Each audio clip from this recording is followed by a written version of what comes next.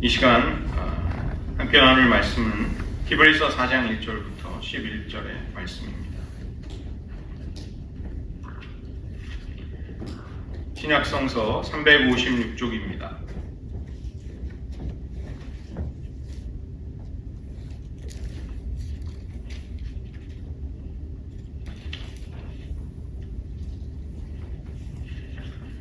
오늘 본문 히브리서 4장 1절로 11절을 저와 여러분이 번갈아서 교독하시겠습니다. 그러므로 우리는 두려워할지니 그의 안식에 들어갈 약속이 남아있을지라도 너희 중에는 혹 이르지 못할 자가 있을까 함이라.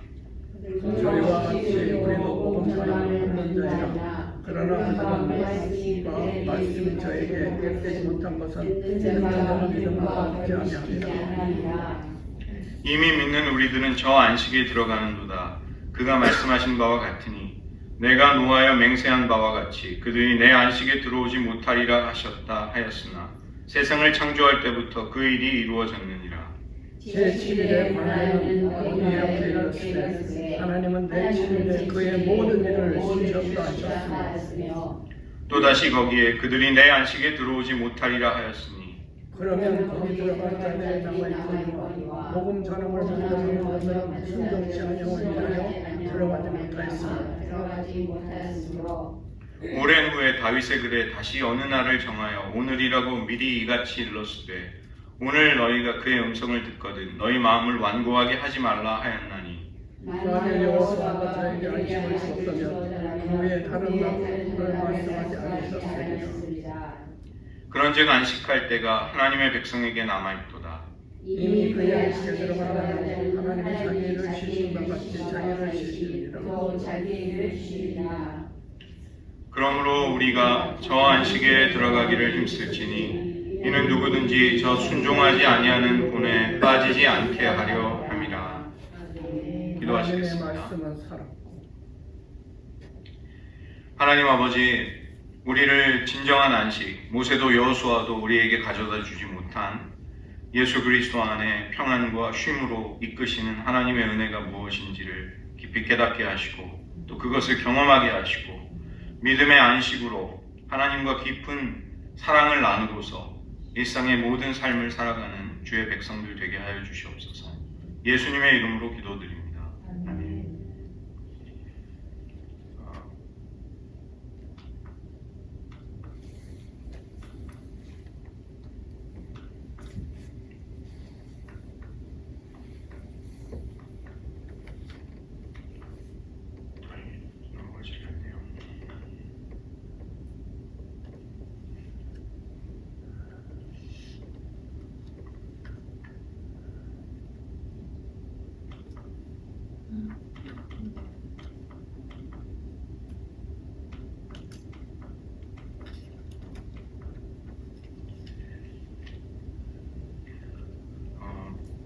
오늘 말씀은 안식에 관한 것인데요.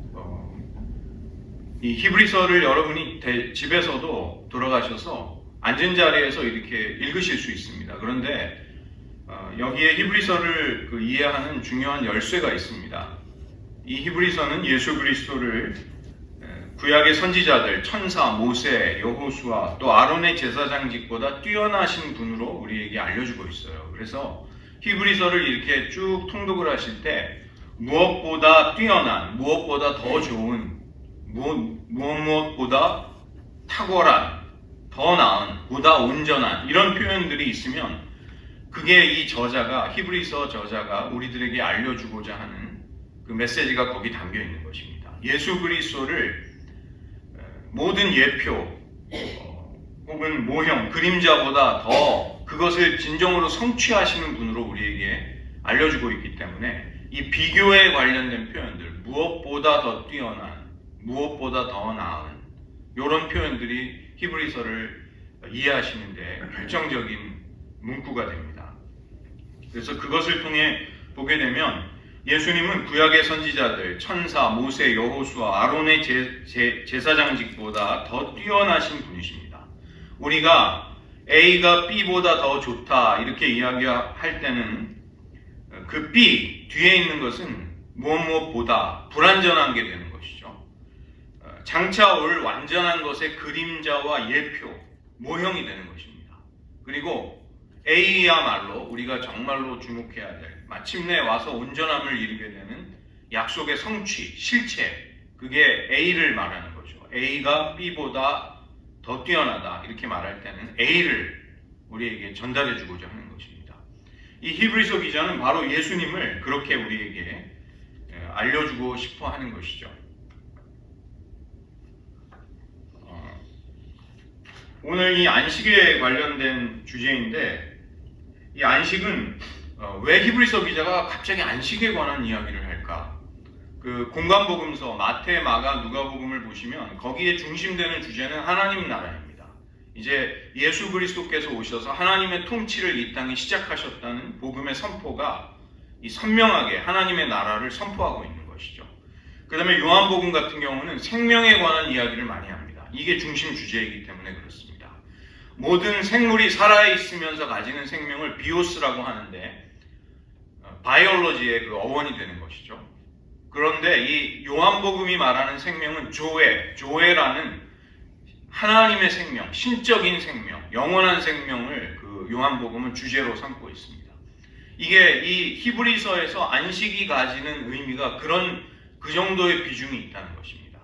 안식에 들어간다는 것은 구원을 받는다는 것과 히브리서 기자는 거의 동일한 의미로 이 안식을 이야기하고 있는 것입니다. 그 때문에 안식에 들어가지 못한 이전의 광야 세대에 관한 이야기를 하는 것이죠. 시편 95편, 다윗의 시편을 인용하면서 이전에 광야 시대에 광야에서 안식에 들어가지 못하고 다 거꾸러져 버린 그 실패한 세대를 너희들이 교훈으로 삼아라. 그 다음에 오늘 너희가 하나님의 음성을 듣고 있다. 너희들이 오늘 결단하고 응답하고 하나님의 부르심에 어떻게 해야 하느냐가 너희들에게 요구되고 있다. 이것을 말하고 있는 것입니다. 이 오늘이라고 일컫는 동안 이 오늘이라는 것은 굉장히 중요한 의미를 갖습니다. 예수님이 재림하실 때까지 우리가 맞이하는 순간순간이 오늘입니다. 오늘이라고, 오늘 너희가 하나님의 음성을 듣거든. 오늘이라고 일컫는 동안. 고린도후서 6장에 보면 다윗이 사도 바울이 하나님의 은혜를 헛되이 받지 말아야 한다. 무슨 의미에서 그런가 하면 하나님께서는 내가 은혜 베풀 때 너에게 듣고 구원의 날에 너를 도왔다 하셨으니 보라 지금은 은혜를 받을 만한 때요 보라 지금은 구원의 날이로다. 너희에게 지금 복음이 선포되고 예수 그리스도에 관한 소식이 전해지고 있다. 그것을 듣고 있는 지금이야말로 은혜를 받고 그 은혜에 들어가야 할 결정적인 때다. 이렇게 이야기하는 것이죠. 내가 좀 여건이 갖춰지면 하나님의 부르심에 응답하겠습니다. 내가 좀 상황이 좀 나아지면, 내가 여러 가지 지금 어려운 일이 좀 이렇게 마무리가 되면 그때 좀 하나님께 충성스럽게 살겠습니다. 그런 태도로는 안 된다는 것입니다. 지금 하나님이 우리의 마음을 울리시고 감동하시고 무언가 말씀이 우리의 마음을, 심령을 찌를 때 지금이야말로 내가 하나님께 바로 응답해야 하는 결정적인 순간이 되는 것이죠. 그걸 놓치면 은혜를 헛되이 받게 된다는 것입니다. 하나님은 은혜를 주셨는데 우리는 그 은혜를 우리의 것으로 유익으로 누리지 못하는 문제가 생기는 것이죠. 광야 시대 이스라엘 백성이 바로 그러하였습니다. 그들은 하나님의 임재를 체험하였습니다. 불기둥과 구름기둥이 그들이 가는 곳에 여정에 함께 하셨습니다. 언제 떠나야 할지 멈춰야 할지를 일일이 인도해 주셨어요. 하나님은 광야 생활 동안 그들에게 먹이시고 입히셨습니다. 그러나 그들은 하나님을 신뢰하지 않고 끊임없이 원망하고 불평했던 것이죠. 하나님의 놀라운 은혜를 지금 체험하고 있는데 왜 그 안식에 들어가지 못하는가? 이 광야 세대를 주목해 보라고 이야기하는 것입니다. 이 히브리서 기자는 오늘 우리에게 이 안식에 들어가지 못한 이유를 굉장히 많이 이야기하고 있어요. 그들이 믿지 아니하였기 때문에 들어가지 못한 것이다. 또 믿지 아니하였다는 것은 처음 가졌던 확신을 버린 것이다. 처음에 은혜 가운데 주셨던 그 복음을 통해 붙들었던 하나님에 대한 확신, 신뢰를 버렸다는 것이죠. 그 다음에 불순종, 순종하지 아니함으로 들어가지 못했다. 또 마음의 완고함 때문이다. 죄의 유혹으로 마음이 완고하게 되었다. 이 히브리서 기자는 그렇게 이야기하는 것입니다. 이 마음이 완고해지는 것은 아주 굉장히 어려운 문제이죠. 우리 신앙에 있어서 우리의 심령이 부드럽고 온유해서 하나님께 쉽게 순종할 수 있다면 그런 사람은 인격적으로나 신앙적으로 정말 굉장한 성장을 할 수 있습니다. 믿음의 진보가 일어날 수 있습니다. 그런데 마음이 완고하게 되면 하나님이 은혜를 주셔도 그 은혜를 자신의 것으로 흡수를 하지 못하게 됩니다. 하나님의 기적과 능력을 체험하고도 언제 그랬냐는 식으로 또 살게 돼요. 이게 내면의 문제, 내면의 장애가 들어오게 되는 것입니다. 또 마음이 미혹되어 하나님의 길을 알지 못한다. 이 불순종하는 자들, 안식에 들어가지 못한 사람들의 특징은 하나님의 섭리와 하나님의 행하시는 바를 이해하지 못합니다. 그냥 인간적으로, 육신적으로, 세상의 관점으로 하나님의 일들을 바라보기 때문에 하나님이 역사하셔도 그게 하나님의 역사라는 것을 잘 몰라요. 하나님이 은혜를 주셔도 감사할 줄을 모릅니다. 그 다음에 자신의 삶에 위기가 닥쳤는데도 위기를 위기인 줄 잘 느끼지 못하게 됩니다. 이러한 것들이 이 안식에 들어가지 못했다는 거예요. 특별히 3장 12절 19절에 믿지 아니함으로 여기 불신앙은 이 신약 성경에서는 신실하지 못함과 같은 말입니다. 저희가 어제 그 장례식에서 Great is thy faithfulness 그 찬양을 불렀는데 정말 이렇게 좀 은혜가 되더라고요. 왜냐하면 한 성도의 죽음 앞에서 우리는 하나님이 변함없이 신실하시다는 사실을 고백하고 하나님을 찬양드리는 것입니다. 하나님을 신뢰하고 의지했던 한 영혼을 그의 손에 받아주셔서 그의 나라로 영접하신다는 그 신실함을 우리는 그 장례 예배 때 이제 찬양드렸던 것이죠. 믿지 않는다는 것은 신실하지 못함과 같은 말입니다. 왜냐하면 헬라어 피스티스라는 말이 믿음이라는 뜻도 있고 신실함이라는 뜻을 같이 가지고 있기 때문에 그래요. 그래서 여기 불신앙을 아피스티아, 그러니까 믿지 않음, 불신앙이라고도 말할 수 있지만 그들이 신실하지 않았기 때문이다. 충성스럽지 않았기 때문이다. 이렇게 히브리서 기자는 이야기하고 있는 것입니다. 이 마음의 완고함을 하나님은 놀랍도록 해결해 주십니다. 새 언약이 인간의 마음의 완악한 마음, 완고한 마음을 해결해 주는 거예요.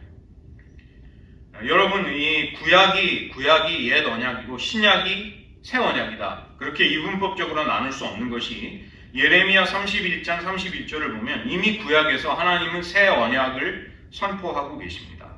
여호와의 말씀이니라. 보라, 날이 이르리니 내가 이스라엘 집과 유다 집에 새 언약을 맺으리라. 이 언약이 그들의 조상들의 손을 잡고 애굽 땅에서 인도하여 내던 날에 맺은 것과 같지 않다라고 말씀하는 것이죠. 왜냐하면 옛 언약, 모세를 통해 주어진 시내산 언약은 하나님이 이스라엘의 영적인 남편이 되셨어도 그 영적인 아내가 된 이스라엘이 음행을 하고 간음을 함으로써 하나님의 신실하심을 배신해 버린 것입니다. 그 언약의 관계를 완전히 무너뜨려 버린 거예요. 엉망진창으로 만든 것입니다. 그런데 새 언약은 그 옛 언약과 같지 않다, 다르다 이렇게 말씀하고 계시는 것입니다. 그 핵심이 무엇이냐면 33절에 곧 내가 나의 법을 그들의 속에 두며 그들의 마음에 기록할 것이다. 하나님의 법이 우리들의 인간의 심령에 새겨짐으로써 이 돌판에 새겨진 모세 언약과 달리 우리의 마음의 신비에 마음판에 하나님의 율법과 언약이 새겨져서 인간이 내적으로 하나님을 기뻐하고 사랑하면서 순종할 수 있게 되는 거예요. 그때 비로소 인간은 하나님의 율례와 규례를 명령을 지킬 수 있게 되는 것입니다. 그렇게 되면 나는 그들의 하나님이 되고 그들은 나의 백성이 되리라는 언약이 이루어질 수 있는 것이죠. 하나님은 물론 변함없이 신실하시지만 신실하지 못한 우리들 편에서 하나님을 향한 신실함이 하나님의 법을 우리의 마음에 새기심으로써 그 일이 일어나는 것입니다. 내적인 변화가 생겨야만 인간은 하나님을 기뻐하고 즐거워하고 사랑할 수 있게 되는 것이죠. 이 변화가 새 언약이 우리에게 가져오는 진정한 축복입니다. 이 새 언약 속에는 또 포함되어 있는 게 있는데, 작은 자로부터 큰 자까지 다 나를 알기 때문이다. 뭐 이웃과 형제를 가리켜서 하나님을 알라는 이야기를 할 필요가 없다는 것이에요. 하나님을 모든 사람이 깊이 인격적으로 체험하는 그 지식이, 체험적인 지식과 알미 인간에게 온다는 것입니다. 이것이 새 언약이기 때문에, 예수님의 피로 세워진 새 언약이 이런 것을 우리 안에 만든다는 것입니다. 그 다음에 하나님 편에서도 내가 그들의 악행을 사하고 다시는 그 죄를 기억하지 않겠다. 자기 아들의 희생을 통해서 우리의 죄의 문제가 속량이 되었기 때문에, 해결이 되었기 때문에 하나님은 우리를 보실 때 우리의 죄를 기억하지 않겠다고 말씀하시는 것이죠.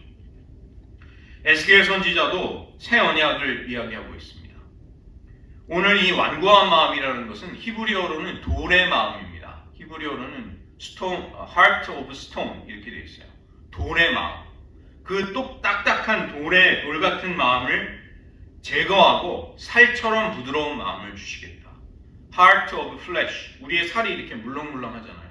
저도 물살인데 물렁물렁한 부드러운 살과 같은 마음. 이걸 주시겠다는 거예요. 완고한 마음을 우리에게서 제거하고 부드러운 마음. 하나님께 정말 온유하고 쉽게 순종할 수 있는 마음. 제가 이제 목회를 하면서 느끼는 재미있는 것은 뭐냐면, 이렇게 어떤 분들은 그냥 이렇게 뭘 하자고 하면 쉽게 순종하세요. 어떤 분들은 순종이 굉장히 힘듭니다. 막 순종하려면 정말 막 목욕제기하고 막 기도하고 막 해가지고 겨우 어떤 걸 이제 조금 순종하세요. 왜냐하면 이게 힘든 겁니다. 이게 이해가 가요. 왜냐하면 이 마음이나 몸이 이렇게 쉽게 따라가지 않는 거예요. 하고는 싶은데. 그런데 우리가 이 부드러운 마음이 되면 순종이 쉬워집니다.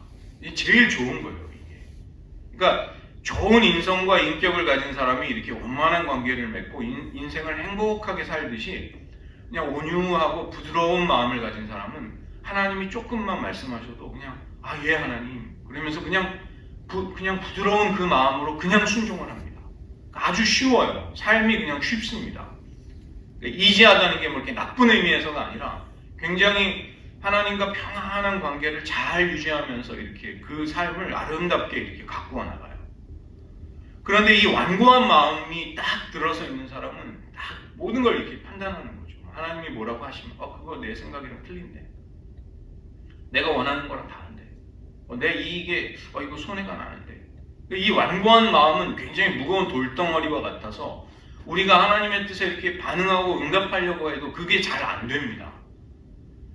그러니까 이제 그런 분들을 데리고 뭘 하자고 하면 아주 힘들어요. 아주 어렵습니다. 목사도 그런 거죠. 목사도 이 완고한 심령이 제 안에도 이제 생기면 하나님께 충성하고 순종하는 게 굉장히 좀 힘들어집니다. 막 피해의식이 생기고 막 그런 부작용이, 나쁜 현상이 나오는 거죠. 그런데 부드럽고 온유한 심령으로 가득 차 있을 때는 주님 제가 기꺼이 그렇게 해야죠. 이렇게 주님의 말씀에 그대로 순종할 수 있게 되는 것입니다.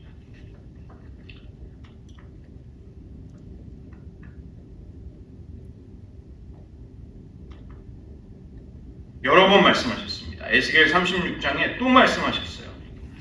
또 새 영을 너희 속에 두고 새 마음을 너희에게 주되 너희 육신에서 굳은 마음을 제거하고 부드러운 마음을 줄 것이며 또 내 영을 너희 속에 두어 너희로 내 율례를 행하게 하리니. 그러니까 이 정도 돼야 하나님의 율례를 지킬 수 있는 백성이 되는 거예요. 새 영과 새 마음이 하나님께로부터 오고 우리의 육신에서 굳은 마음이 제거되고 부드러운 마음이 부어지고 그 다음에 하나님의 영이 우리 속에 계실 때, 그때 우리는 하나님의 율례를 지킬 수 있는 언약 백성이 될 수 있어요. 그러니까 이게 내적인 변화가 일어나야만 우리 안에 진정한 순종과 사랑과 헌신이 가능해진다는 것입니다. 이런 변화가 일어나야 돼요. 이스라엘 백성이 모세를 통해 시내산에서 언약을 맺었지만, 그리고 그들은 아주 확신 있게 한 목소리로 우리가 절대로 하나님께 순종하고 충성하고 하나님을 사랑하겠다고 언약을 합니다. 그런데 그들의 마음에는 돌덩어리 같은 마음이 있었던 거예요. 하나님이 그것을 제거하기 위해서 연단을 하십니다. 연단을 주십니다. 광야 40년이라는 연단을 주시고, 야곱 같은 사람을 한번 보세요. 평생 연단을 받습니다. 평생. 그는 속이는 자, 발 뒤꿈치를 잡은 자. 그러니까 자기 야망을 위해서는 형도 속이고 아버지도 속이잖아요. 그렇게 속이던 야곱이 평생 연단을 받아가지고 마지막 그가 이제 임종을 앞두고 바로 앞에 섰을 때, 요셉 때문에 애굽에 와서 바로 앞에 섰을 때 그 바로를 축복합니다. 그렇게 자기 이익을 위해서 남을 속이던 그 야곱이 성인이 된 거예요. 그래서 바로를 축복해 줍니다. 이스라엘의 자기 12아들들을 위해서 다 예언 기도를 합니다. 영적으로 깊은 사람이 된 거예요. 평생, 근데 그런 야곱을 만들기 위해서 하나님은 그를 평생 연단하십니다. 그의 마음에서 완고하고 굳은 마음을 제거하고 부드러운 마음을 주시는 일이 평생 걸리는 거예요. 우리들도 그렇습니다.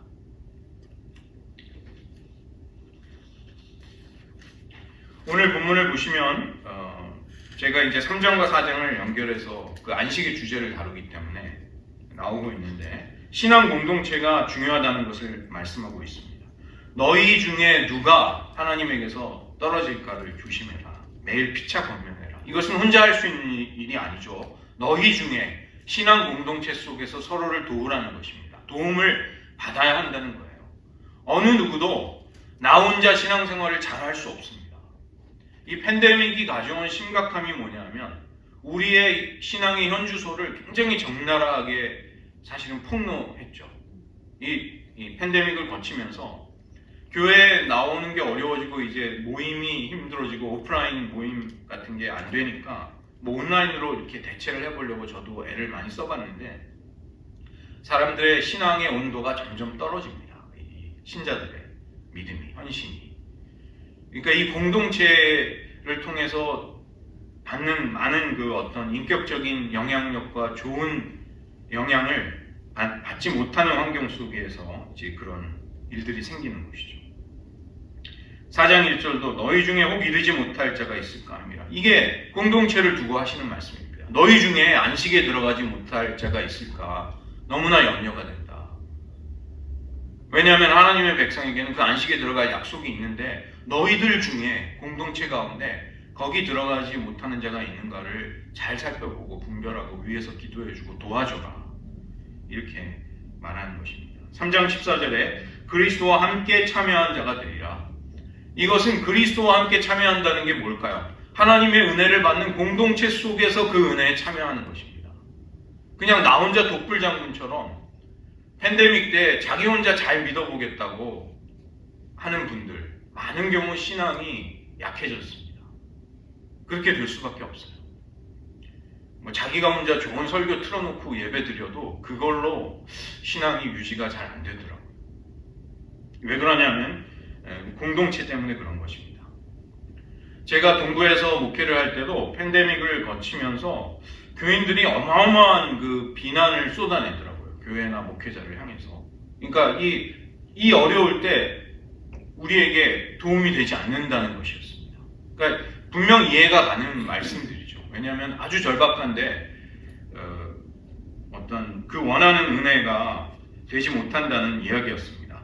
그런데 한 가지 놓치는 부분이 있습니다. 자기 성찰을 하지 않는 신앙인들은 늘 공동체를 이렇게 비난하게 되어 있습니다. 자기를 하나님 앞에 돌아보고 공동체를 보면서 서로가 서로를 돕고 도움을 받으려고 해야 되는데, 이제 이런 시각이 문제가 있거나 결여되면 비난을 하고 원망을 하게 되는 것이죠. 우리가 하나님 앞에 선다고 할 때 그 하나님의 임재 의식은 나 혼자만 서는 것이 아닙니다. 그리스도를 주로 고백하는 신앙인들의 공동체 속에서 내가 하나님 앞에 서게 되는 거예요. 왜냐하면 우리의 신앙이라는 것은 나는 단독자로서 한 개인으로서 하나님 앞에 서는 것 아닙니까? 물론 맞는 말입니다. 그런데 우리의 신앙은 개인적인 부르심을 받는 그 순간 그리스도의 몸에 연결되어요.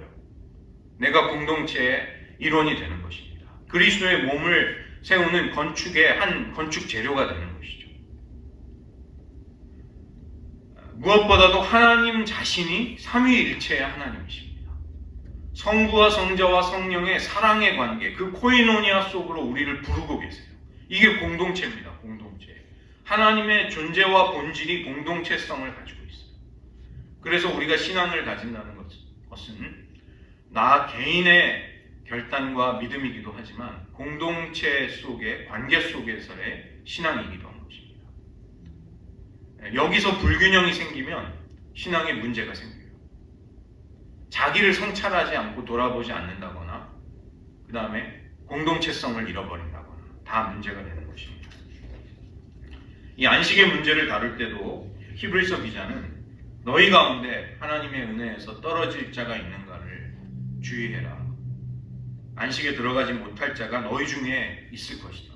그들을 도와라. 이렇게 말하는 것이죠.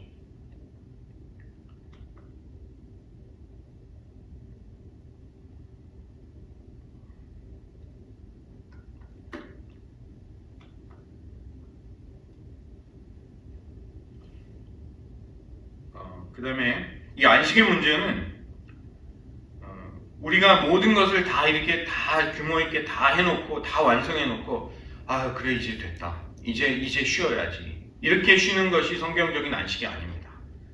우리는 안식을 하고서 깊은 안식을 하나님 앞에 경험하고 삶으로 나아가는 거예요. 4장 4절에 보시면 하나님은 제7일에 그의 모든 일을 쉬셨다. 이게 창세기의 그 창조 기사를 인용하고 있는 것이죠. 하나님은 6일 동안 창조하셨습니다. 그리고 제7일에 안식하시면서 모든 피조물을 그분의 안식 속으로 부르셨습니다. 제7일에 하나님이 안식을 만드신 거예요. 그렇게 봐도 틀리지 않습니다. 제7일에는 하나님이 안식을 만드신 거예요. 그리고 그 안식 속으로 모든 피조물을 부르신 것입니다. 하나님은 일곱째 날에 안식하셨지만 여러분 아담과 모든 피조물, 생물들의 입장에서 한번 생각해 보세요. 아담이 일곱째 날 하나님 오늘은 제가 어떻게 해야 됩니까? 오늘은 무슨 일이 있죠? 하나님이 아담에게 그러셨을 것입니다. 오늘 네가 할 일은 나와 함께 나의 안식에 들어가는 것이다. 아니 안식이라뇨. 제가 할 일이 제가 저를 이 피조 세계를 다스리라고 젤렘으로 하나님의 형상으로 저를 세워주시지 않았습니까? 제가 오늘 뭐 해야 됩니까? 무엇을 하지 말고 오늘은 나와 함께 안식에 들어가자. 그래서 그날을 안식을 복되게 풍성하게 보내는 것입니다. 예전에 월요병, 직장인들에게 월요병이라는 말이 있었죠. 주말에 푹 잘 쉬고 나서 월요일날 직장에 가면 그 경무에 또 시달리니까 막 스트레스를 받는 것입니다. 월요일이 두려워지는 병. 그런데 신앙인들이 진정으로 예배를 하나님 앞에 잘 드리면 하나님께 충만함과 용기와 힘을 얻고 영적인 보충을 한 다음에 세상 가운데 이렇게 힘을 얻어서 딱 나가는 거예요. 그래서 월요병에 시달리지 않습니다. 비교적 덜 시달리게 됩니다. 여러분 연초가 되면 혹시 다이어리 사시는 분들 계실 거예요. 다이어리 중에 이렇게 월요일부터 시작해서 주일로 끝나는 그 스케줄을 그렇게 짜놓은 일기장은 사지 마십시오. 그건 성경적이지 않습니다. 주중을 쭉 월요일부터 토요일까지 보낸 다음에 빨간 날을 보내는 게 그게 안식이 아니에요. 이 다이어리 중에 스케줄러 중에 주일이 먼저 앞에 있고 그 다음에 이렇게 이어지는 그런 다이어리를 사셔야 합니다. 그게 맞는 거죠. 4장 10절에 이미 4장 8절 9절 모세도 여호수아도 진정한 안식으로 우리를 인도하지 못했다는 거예요. 왜냐하면 만약에 그랬더라면 다른 날을 말씀하실 필요가 없는 거죠. 안식에 들어갈 다른 날을 왜 이야기하시겠어요? 완전한 안식이 우리에게 이미 주어졌다면. 그렇지 못하기 때문에 다른 날을 이야기하는 것이고 그러므로 하나님의 백성에게 안식할 때가 남아있도다. 그 안식에 들어가야 된다. 이렇게 말하는 것이죠. 이것은 모세와 여호수아가 이끌어갈 수 있는 안식이 아니라는 것입니다. 광야 시대에 모세가 백성을 이끌고 갔고 가나안 정복 시대에 여호수아가 그들을 이끌고 갔는데 그들도 안식으로 데려가지 못했어요. 하나님의 백성들을. 이제 우리를 진정한 안식으로 이끌고 가실 예수님이 계시다는 것입니다. 예수님이 우리를 이끌고 가실 그 안식으로 들어가야 된다. 그런데 너희 지금 신앙 공동체 안에 그 안식에 들어가지 못하는 자가 있을까 두렵다. 4장 10절에 이미 그의 안식에 들어간 자는 하나님이 자기의 일을 쉬심과 같이 그도 자기의 일을 쉬느니라. 이미 그의 안식에 들어간 자가 누구일까요? 우선은 예수님이시죠. 예수님. 테텔레스타이, 다 이루었다. 십자가상에서 하나님의 모든 사명을 다 이루시고 하나님의 보좌 우편에서 그분은 안식하시면서, 물론 쉬시기만 하는 건 아니죠. 안식하시면서 하나님의 보좌 우편에서 우리를 위해 중보하시고 세상을 다스리고 계시는 것이죠. 우리도 그리스도의 안식에 주님과 연합해서 이제 들어가게 되면 우리도 진정한 쉼이 있습니다. 내가 아무리 경무에 시달리고 바쁘고 고통스러운 관계 속에 놓여도 진정한 안식이 우리의 영혼 깊은 곳에 찾아온 것을 경험하게 돼요. 이 태풍의 눈이라고 해서 태풍이 진행할 때 이 태풍의 소용돌이가 치는 방향으로는 엄청난 폭풍우가 일지만 태풍의 눈이라고 부르는 그 중심은 완전하고 고요한 평형 상태를 이룹니다. 왜냐하면 그 기압이라든가 모든 기상 조건이 거기에서 이제 완전한 균형을 이루기 때문에. 그래서 태풍이 이동할 때 그 태풍의 눈이 있는 지역에는 날씨가 맑아요. 우리의 내면 속에 그런 일이 생기는 것입니다. 여전히 삶은 바쁘고 힘들고 내가 해야 할 일도 많고 내가 신경 써야 될 많은 일들이 있습니다. 그런데 이게 웬일이지? 나는 왜 이렇게 마음이 평안하지? 이해할 수 없는 지각에 뛰어난 그리스도의 평강. 그러니까 그리스도의 평강이 beyond all human understanding, 인간의 모든 이해를 초월하는 놀라운 평안이 우리의 마음을 다스리는 것을 경험하게 되는 것이죠. 예수님도 마태복음 11장에서 우리에게 쉼을 약속하셨습니다. 수고하고 무거운 짐진 자들을 다 초청하시면서 내가 너희를 쉬게 하겠다고 말씀하셨죠. 나의 멍에를 메고 나에게 배우라. 내 멍에는 쉽고 내 짐은 가볍다. 이렇게 말씀하신 것이죠. 마음이 온유하고 겸손하신 예수님을 우리가 사랑하고 그분과 동행하기 시작하면 주님의 멍에가 무겁지 않습니다. 고통스럽지 않아요. 이 멍에를 멜 때 큰 소가 작은 소를 옆에다가 이렇게 같이 멍에를 해서 두 소가 같이 밭을 갈게 합니다. 작은 소는, 새끼 소는 일을 하는 게 하나도 없어요. 그냥 큰 소가 다 합니다. 그렇지만 그 멍에 매는 법을 배우는 거예요. 팔레스틴의 농부들이 하는 모습을 보고 예수님이 하신 말씀입니다. 마지막으로 안식과 하나님의 말씀 그리고 예수님의 대제사장직이 서로 연결이 되어 있습니다. 이게 이제 구조를 보면 알 수 있어요. 3장 7절부터 4장 11절까지가 안식이라는 주제를 다루고 있고 바로 이어지는 말씀이 하나님의 말씀은 살았고 운동력이 있어, 활력이 있어, 명광과 관절과 골수를 찔러 쪼갠다. 우리 내면의 모든 것들을 벌거벗은 것처럼 다 드러낸다. 그 하나님의 말씀을 이야기하고 4장 14절부터 10장 18절까지의 큰 주제가 예수님이 우리의 대제사장이 되신다는 주제예요. 이게 우연히 이렇게 나온 게 아니라 의도적으로 히브리서 기자가 이렇게 배치한 것입니다. 이 장면은 무엇을 연상시키냐면 제사장이 제물을 날카로운 칼을 손에 잡고서 제물을 잡고 있는 장면을 연상시키는 것입니다. 4장 13절에 하나님의 말씀이 어떻게 우리에게 역사하는가? 지으신 것이 하나도 그 앞에 나타나지 않음이 없고 우리의 결산을 받으실 이의 눈앞에 만물이 벌거벗은 것 같이 드러나느니라. 이 벌거벗은이라는 헬라어가 귐노스인데요. 귐노스. 이것은 재물을 잡으려고 재물의 목을 이렇게 재물의 목 부분을 이렇게 드러내는 것을 말하는 것입니다. 이것은 대제사장이 이제 날카로운 삭도, 날카로운 칼을 들고 재물을 죽이기 위해서 이렇게 딱 하고 있는 장면을 연상시키는 거예요. 왜냐하면 이 히브리서를 받아서 읽고 있는 사람들은 유대인 출신의 그리스도인들입니다. 구약의 제사 제도에 익숙한 사람들이에요. 그래서 이렇게 배치했을 때 아하, 이게 무슨 의미구나가 그들에게는 이해가 되고 다가오는 거죠. 그렇지만 이방인 독자들, 유대인이 아닌 사람들은 구약 성경을 알지도 못하고 읽어보지도 못했기 때문에 이것의 연관 관계가 잘 보이지 않습니다. 그러나 유대인들에게는 이 장면이 떠오르게 되는 거예요. 예수님은 성령의 검, 하나님의 말씀으로 우리를 하나님의 제단에 합당한 하나님이 받으실 만한 제물로 삼으시기 위해서 우리의 영과 혼을 말씀으로 쪼개시는 것입니다. 나누시는 것입니다.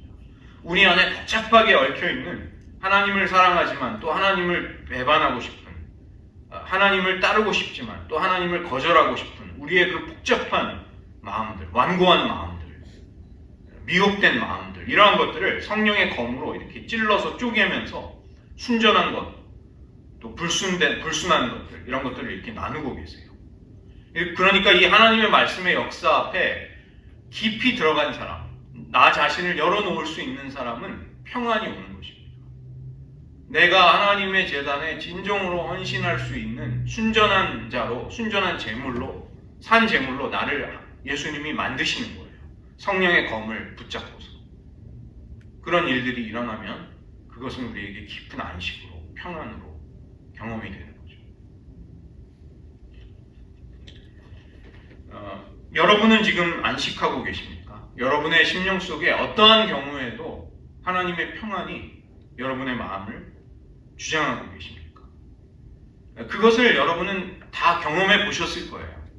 그런데 그것을 잃어버려서는 안 된다는 것입니다. 히브리서 기자는 오늘 하나님의 백성들에게 안식에 들어갈 약속이 남아있고 그 때가 지금이다. 지금이 은혜 받을 만한 때다. 이렇게 말하고 있는 것이죠. 이 은혜에 내가 좀 하나님께 마음을 다잡고 좀 결심하고 이렇게 준비해가지고 하나님 제가 그때 은혜 받겠습니다. 그렇게 하시지 말라는 거예요. 지금이 은혜를 받을 만한 때고 구원의 날이다. 지금 오늘 너희가 성령의 음성을 듣거든 너희의 마음을 완고하게 강팍하게 하지 말고 하나님이 주시려는 믿음의 안식으로 들어가라. 이렇게 말씀하고 있는 것입니다. 이 시간 말씀을 의지해서 조금 기도하는 시간 저희 가지기를 원합니다. 먼저는 우리의 마음에도 이 완고한 마음이 있어요. 이게 참 어려운 문제입니다. 하나님을 사랑하고 싶어요. 그런데 잘 되지 않는 부분이 있다는 것입니다. 죄를 버리기를 원합니다. 그런데 왜 내가 계속 죄의 미혹에 끌림을 받고 죄에 대한 매력을 내가 가지고 있을까? 우리 안에 마음이 순전하지 않기 때문입니다. 우리 안에 동기가 여러 가지 순전하지 않고 복잡하게 얽혀있기 때문입니다. 이 시간 주님께 여러분의 마음을 여시기 바랍니다. 대제사장이신 예수님, 성령의 검으로 우리의 혼과 육을 분리하고 나누어 주십시오. 우리 안에 순전하고 순전하지 못한 것들을 나누어 주십시오. 우리가 하나님을 위한다고 하지만 스스로를 속이고 있는 것들을 벌거벗은 것처럼 드러내 주십시오. 또한 내가 애쓰고 수고하는 가운데 진정으로 하나님을 사랑하고 있다는 것을 하나님 분명히 드러내 주십시오. 그때 주님을 사랑하며 주님을 따를 수 있을 것입니다. 이 시간 함께 성령의 검을 들고 계시는 대제사장 예수 그리스도 앞에 나아가는 제물과 같이 여러분 한번 기도하시길 바랍니다. 하나님 아버지,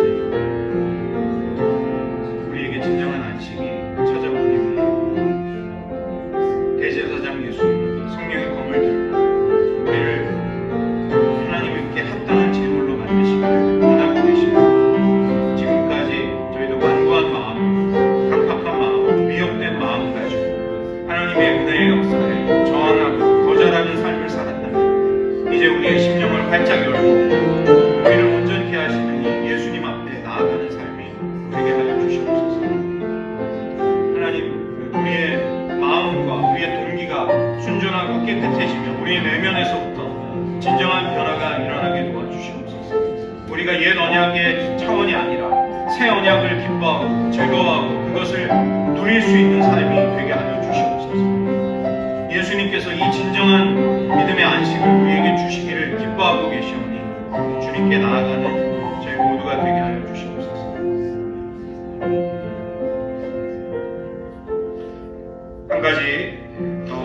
기도하기를 원합니다. 우리의 신앙 공동체가 서로가 서로를 돕는 곳이 되기를 원합니다. 여러분, 특별히 이민자들은 오랜 세월을 신앙 공동체에서 함께 신앙생활을 합니다. 그리고 오랫동안 교제를 가집니다. 그러나 그 정도에 그쳐서는 안 되고 우리는 신앙 공동체 속에서 서로가 서로를 돌아보면서 피차 권면하면서 마음이 완고해질 때 서로를 위해 기도해 줄 수 있는 하나님의 백성이 되기를 원합니다. 하나님의 안식에 들어가지 못하는 자가 있을까를 두려워하는 마음을 서로 간에 가지자는 것입니다. 우리의 마음이 완고해서 하나님께 순종하지 못할까를 염려하면서 또 우리가 그런 어려움에 빠졌을 때 누군가로부터 도움을 받고 나도 누군가를 도와줄 수 있는 그런 하나님의 백성 공동체가 되게 하여 주시옵소서. 우리가 우리에게 함께한 이들을 그런 정도의 깊은 차원까지 돕는 공동체가 되게 하여 주시옵소서. 함께 기도하겠습니다. 하나님 아버지, 하나님의 안식에 이르지 못할 자가 있는가를 주님 너희 가운데서 찾아보며 두려워하며 피차 권면해서 마음이 완고해지지 않도록 하는 일을 하라고 히브리서 기자는 말씀하고 있습니다. 고난과 핍박 속에 있는 초대교회가 그렇게 하였듯이 지금 저희들도 그렇게 하기를 원합니다. 하나님의 백성 공동체 속에서 함께 신앙생활을 하는 이들이 그저 서로를 알고 같은 지역에서 함께 살아왔다는 그 정도의 차원의 교제가 아니라 서로가 서로를 돕고 서로가 서로를 하나님 앞으로 더 가까이 나아가도록 진정으로 도울 수 있는 그런 아름다운 공동체가 되게 하여 주시옵소서. 하나님의 깊은 은혜를 알지 못하여서 하나님께 은혜를 받으면서도 감사할 줄 모르고 하나님의 은혜를 어떻게 누릴지 알 수 없는 많은 이들, 목말라하고 갈급한 심령들을 우리가 도울 수 있도록 도와주시옵소서. 하나님, 우리 안에 그 깊은 안식에 들어가는 기쁨이 있게 하시고 그 길에 함께 나아가도록 서로가 서로를 돕고 격려하는 일들이 우리 가운데 일어나게 도와주시옵소서.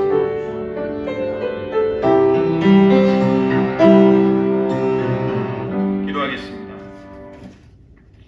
하나님 아버지, 모세도 여호수아도 하나님의 백성을 진정한 안식으로 이끌어가지 못하였습니다. 그러나 우리에게는 지금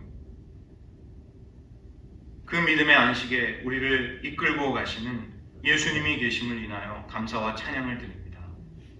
우리의 마음의 완고함과 강팍함을 발견할 때마다 피차 권면하며 서로를 돕는 공동체 속에서 믿음의 생활을 하도록 도와주시고 또 우리가 우리의 내면을 정직하게 하나님 앞에 내어놓음으로써 영원한 대제사장 예수 그리스도의 손에 달린 날카로운 칼, 성령의 검이 우리의 영과 혼을 나누고 쪼개며 우리 안에 순전한 것과 그렇지 못한 것들을 분별하는 일들이 일어나도록 도와주시옵소서.